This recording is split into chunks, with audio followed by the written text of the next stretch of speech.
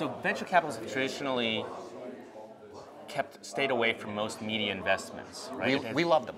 We love them, and we think it's a wonderful place to be worldwide. But what do you invest in content, or do you invest in media platforms?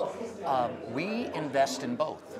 And so I was an investor and board member at Marvel Entertainment, which was certainly a media company that was just beginning to generate a platform and some of the digital comics opportunities that are now being introduced. I'm on the board of Legendary Pictures, which is a media company, but where we're also very much thinking through what does it be to be a media company in this new generation, and what kinds of platform technologies should we be partnering with or building to deliver immersive next generation video and media types of applications for our customer. Right. And we love Angry Birds.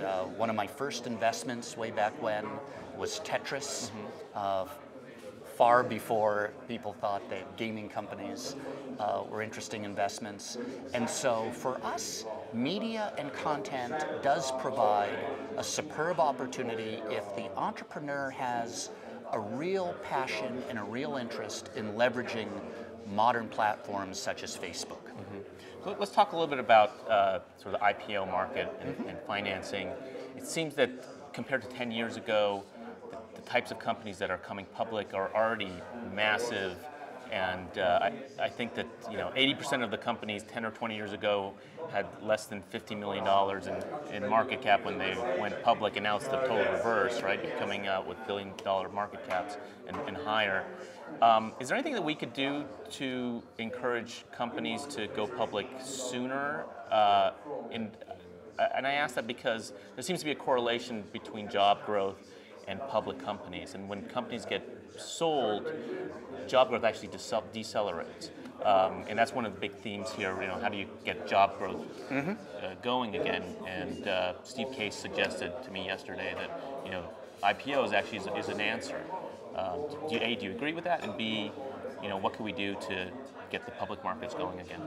I disagree with it, and I have great respect for Steve and his thinking in this manner. I think we can facilitate the public offering process and make it a little bit easier.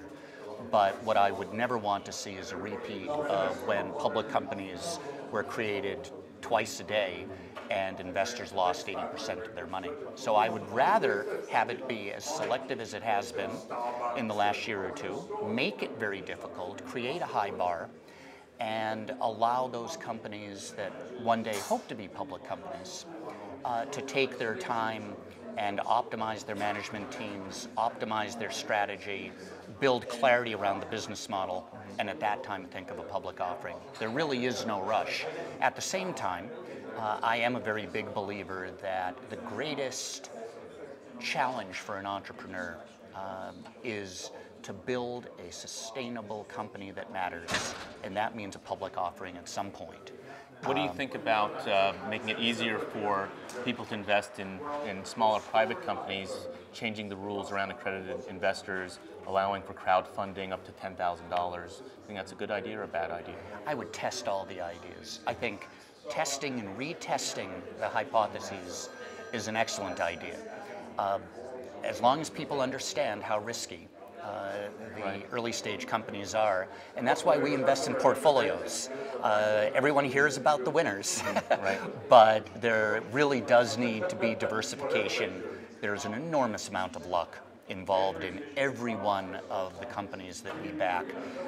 There is at the heart of the opportunity a great entrepreneur, but we also believe there has to be ongoing humility, and therefore crowdsourcing or allowing people to get involved earlier can be a good idea, but in many ways overstating the risk early on I think is very useful.